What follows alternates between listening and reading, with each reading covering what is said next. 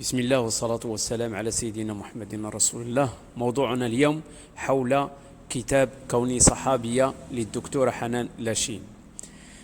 من الممكن أن يصنف كتاب كوني صحابية للدكتورة حنان لاشين ضمن قائمة الكتب التربوية البسيطة، إذ إنه يحتوي على مجموعة من النصائح التوجيهية للفتيات في مرحلة المراهقة، وقد حقق هذا الكتاب أصداء جيدة في عالم القراءة، فحاز على اهتمام واضح من القراء. وفي السطور التالية من هذا المقال نقدم ملخص موجز له.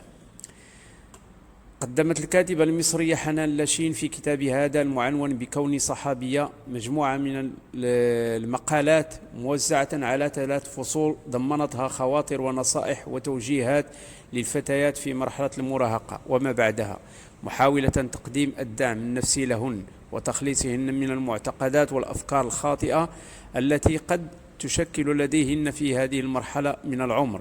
لذا يمكن وصف هذا الكتاب بأنه بمثابة رحلة معرفية للضوابط الصحيحة والأخلاق الإسلامية التي ينبغي أن تعيها الفتاة المراهقة لتسلك الطريق الصحيح، وذلك من خلال الاستعانة بمواقف من حياة الصحابيات زمن الرسول صلى الله عليه وسلم.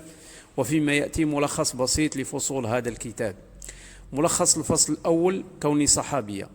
يحتوي هذا الفصل الذي يحمل العنوان الرئيس ذاته للكتاب على مقالات حول موضوعات مختلفة، من ضمنها العفة وصون النفس عن الفتن والمحرمات، والاتصال الدائم بالله عز وجل، وضرورة صرف النظر عن حصر السعادة في الأمور المادية، وعن الزواج أيضا واعتباراته، وغيرها الكثير من الأمور التي تشغل بال الفتيات. ولإيصال هذه المعاني بطريقة مؤثرة طرحت الكاتبة مواقف لصحابيات مثل أسماء بنت أبي بكر وأم كلثوم بنت عقبة وغيرهما. الملخص الثاني تحت عنوان إحساس رائع. في هذا الفصل من الكتاب المعنون بإحساس رائع تطرقت الكاتبة حنان لاشين بكلمات مؤثرة إلى ضرورة تجهيز النفس دائما للحياة الآخرة ولقاء الله سبحانه وتعالى. بعد ذلك دعت إلى التعامل فيما بيننا بود ولطف ورحمة، وأن نتحلى بالأخلاق الإسلامية، فذلك له أثر كبير في تحقيق السعادة في الحياة الدنيا وفي الآخرة، ويمنحنا إحساسا رائعا. وفيما تبقى من صفحات هذا الفصل أشارت الكاتبة إلى عدة موضوعات أخرى، من ضمنها أهمية أن يترك الإنسان أثرا جميلا بعد رحيله من الدنيا، ويوطن نفسه للأعمال الصالحة، بالإضافة إلى الحديث عن الحجاب وغيرها العديد من الموضوعات المهمة.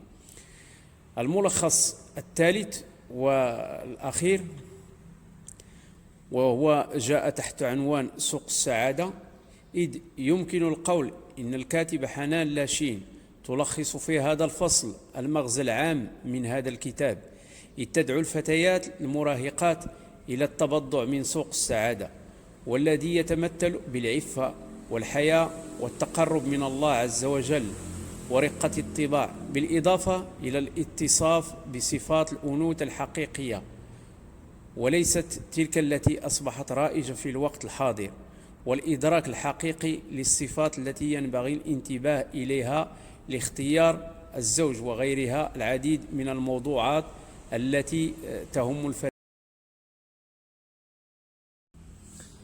هذا كل ما جاء في هذا الكتاب وبتلخيص عام. فهذا